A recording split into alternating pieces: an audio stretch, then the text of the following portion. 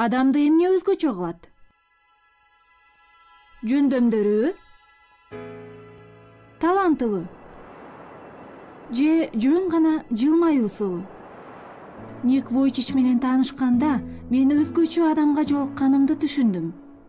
Ал мага өзүнүн укмуштай таң каларлык окуясын айтып бергенде, колу буту жок адамды Кудай өз колу жана буту катары колдоноорун билдим.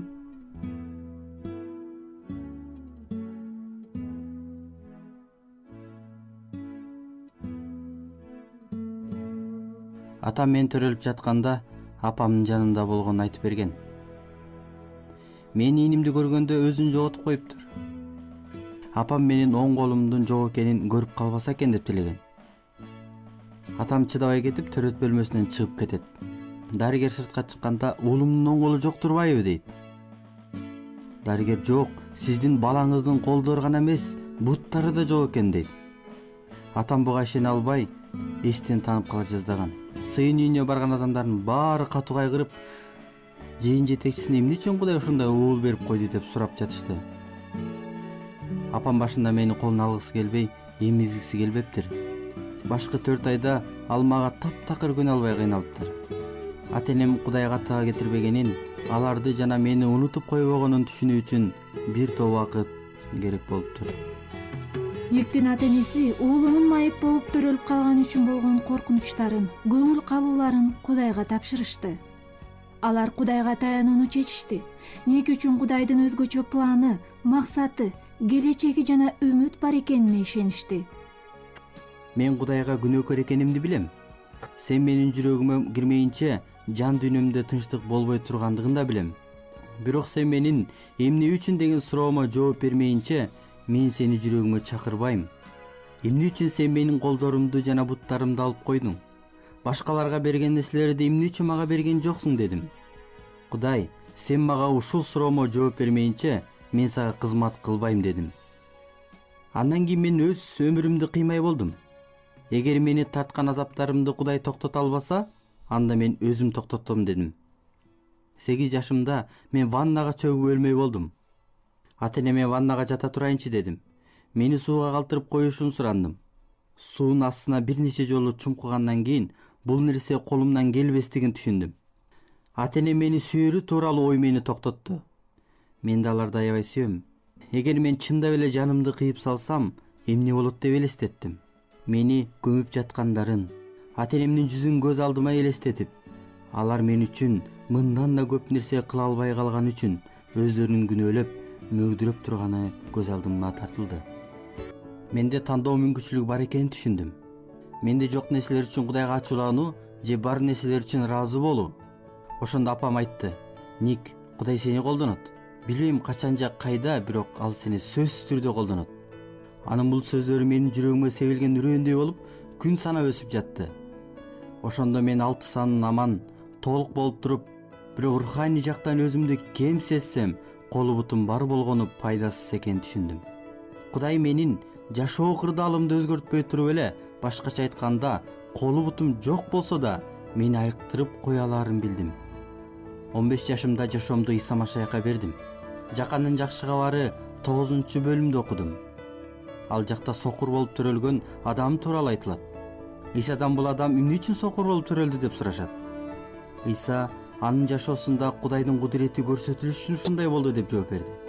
Ал эми Тимотейге жазылган 2-катта ыйык жазуунун баардыгы Кудайдын рухунун жетеги менен жазылган деп айтылат.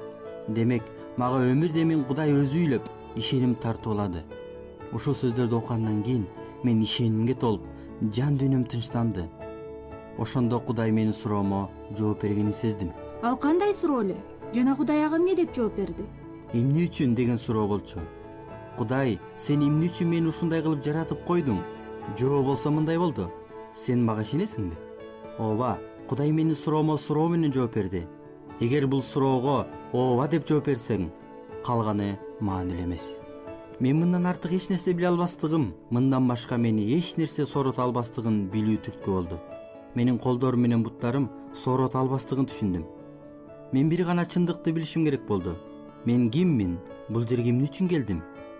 Бул жерде болбой калгандан кийин кайда болом? Мен бул чындыкты Иса Машаяктан башка эч кимден таба албадым. Иса Машаяктан гана таптым. Мен колу буту жок майыпмын. Мен Кудайдын баласымын. Менин бардык күнөөлөрүм кечирилди. Мен падышалардын падышасынын, Теңирдин элчисимин. Мен кудуреттүү Кудайдын кулумун. Кептин баары Никте, Никтин жөндөмдүүлүктөрүндө, Никтин күчүндө эмес. Мен эч ким эмесмин. Мен чынында эч ким эмесмин. Бирок менде Кудай жашайт. Мен эми анын күчү менен жашайм. Исанын бардык жеңиштери менин жеңиштерим. Эгерде Кудай силер үчүн керемет кылбаса, анда силер башкалардын куткарылып калышы үчүн Кудайдын керемети болушуңар керек. Мен 8 жашымда Кудайдан кол жана бут сурап сыйынганда, ал мага бут жана кол бербеген үчүн ыраазымын. Эмне үчүн? Анткени менин колу бутум жок болгон үчүн ал мени дүйнө жүзүндө колдонууда. Акыркы 7 жылда менин жашоом тууралуу уккан 200 000 адам Иса Машаякка ишенип калды. Мен өзүмчө ойлонуп калам. Ник, сен эмне тандайт элең? Сен ушулардын баардыгын кол бутка алмашат белең? Жок, мен Кудайдын эркин аткаргым келет.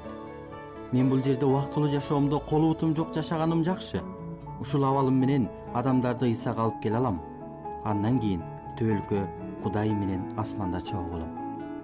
Акыркы 10 жылда Ник 24 өлкөдө болуп, 3 миллиондон ашык адамга өзү тууралуу айтып берди. Ал аянтта чогулган миңдеген адамдарга кайрылабы же бир эле адамгабы, ал эң негизгисин айтып калууга ашыгат.